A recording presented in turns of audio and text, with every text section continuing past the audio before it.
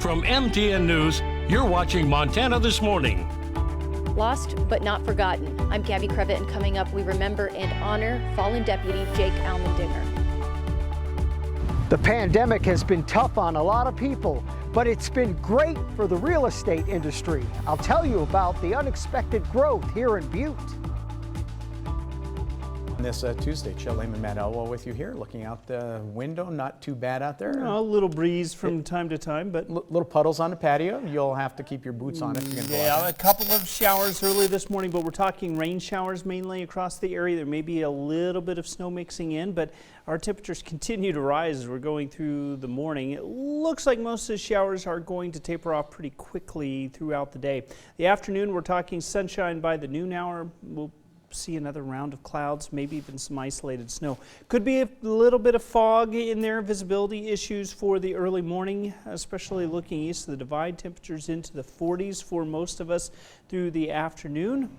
Temperatures are definitely dropping as we're going into the weekend. We'll talk more about that and what you can expect in just a few minutes. Thank you, Matt. Hard to believe here at 6:31. It was a year ago today we were bringing you news that a Gallatin County Sheriff's Office had lost one of its own while he was on duty. MTN's Gabby Crevitt has the story of a deputy who made the ultimate sacrifice.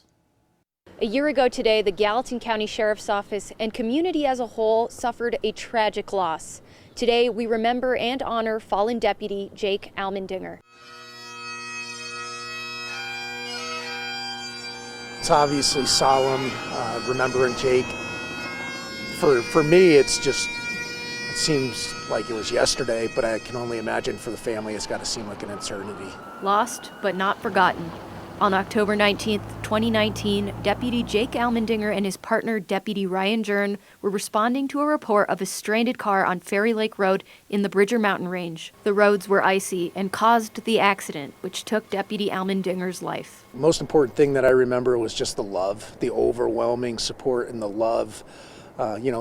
Most of those people didn't even know who Jake was. Deputy Almendinger was with the Gallatin County Sheriff's Office for 2 years. He spent several years with the dispatch center and was a member of the Gallatin County Search and Rescue Team. His giving to the community, how much he loved the community and how much he wanted to serve and help people, I think that just speaks volumes. MTN News asked the best way people in the community could continue to support the Almendingers. I think probably what Jake would want and what they really want is just to continue to support law enforcement in general.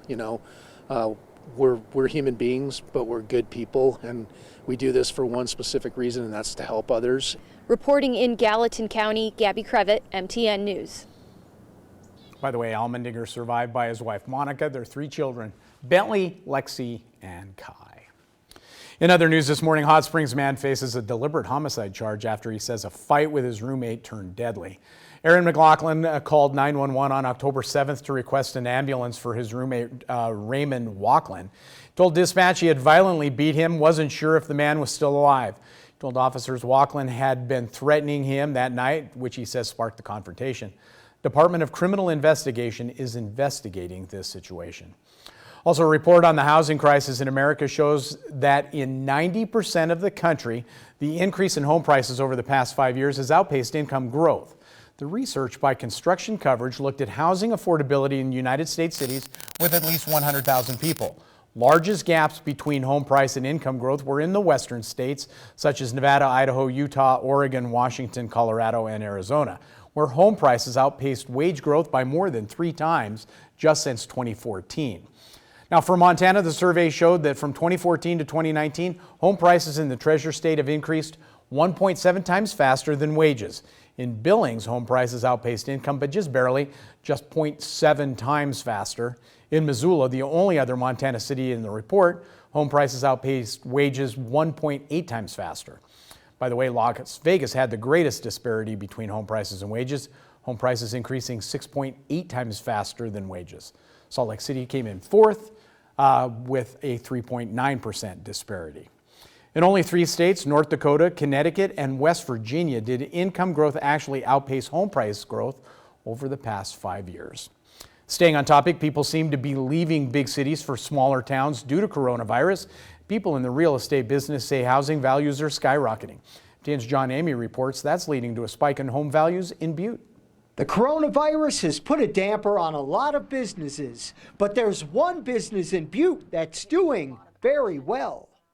Every real estate agent you talk to is grinning ear to ear because homes are moving as fast as possible. By June, demand for housing in small towns and rural areas spiked. I recognized probably 3 weeks in that there was going to be, I felt a boom. I mean, enough to where I hired 4 new agents, and they're all rocking and rolling. Interest is coming from out-of-staters fleeing the large cities in states like Washington, California, and Texas. They're buying things sight unseen, a lot of them paying cash. The market value on properties in Butte and the region have gone up 20% since the beginning of the year. We're kind of repeating what Bozeman is doing at a faster rate. I think it took Bozeman a little bit longer to get to where they're at, where we are seeing it almost overnight. And sure, a booming real estate market and this anticipated growth may be good for the economy, but it's not good for everyone, and it does come with growing pains.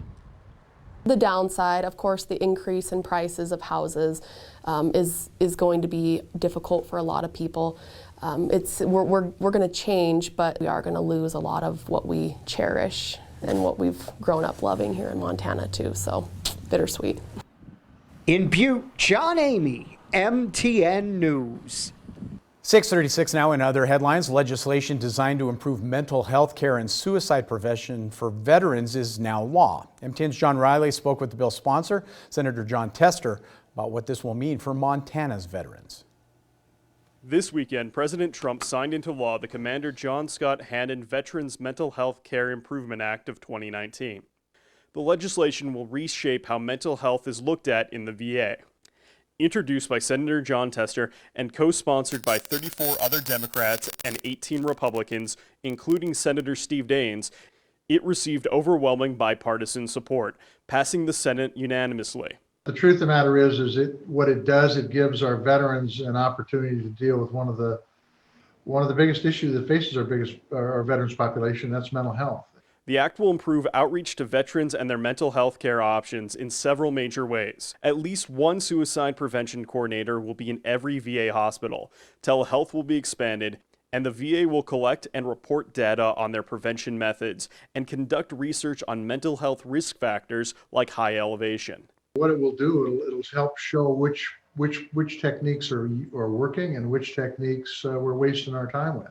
Those studies, that tracking, is going to be critically important to determine how we appropriate money moving forward.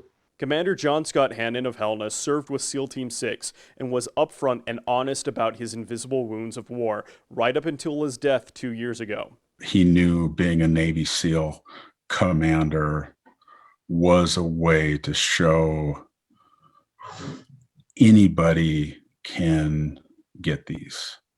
You know, any stigma that you have or whatever form of weakness you might imagine comes with a mental health condition, here's this Navy SEAL commander to refute it. The new law will not fix the suicide crisis overnight, but it will provide groundwork that can be used to make lasting impacts in years to come. Reporting in Helena, John Riley, MTN News. John also tells us the Veterans Crisis Line offers support to veterans and their loved ones. They have veteran-specific suicide prevention information, such as how to find nearby support and how to recognize warning signs. Time for a quick break here on Montana This Morning. When we come back, the smallest live crowd in more than 100 years will watch tonight's first World Series game. Coming up, learn how COVID-19 changes affect baseball's playoffs. But first, let's check in with our friends at CBS This Morning, see what's coming up at 7 o'clock. Good morning to you. Ahead on CBS This Morning, At America's Crossroads continues today with Tony. Where is he? The Buckeye State, also known as Ohio. Ohio, by the way, has picked the president in the last 14 elections. Their record's pretty good. See how locals are staying friendly by taking to the gridiron as his campaign rhetoric is heating up. Also, children are feeling the stress of the coronavirus pandemic, how learning to manage emotions can help students feel a little better and perform better. We always like when that happens at school. And country star, there she is, Ashley McBryde, joins us today. We'll discuss her co-hosting tomorrow's CMT Music Awards and how she's turned to music to cope during this pandemic. Whatever gets you through. Looking forward to meeting Miss Ashley. We'll see you at 7 o'clock on the dot.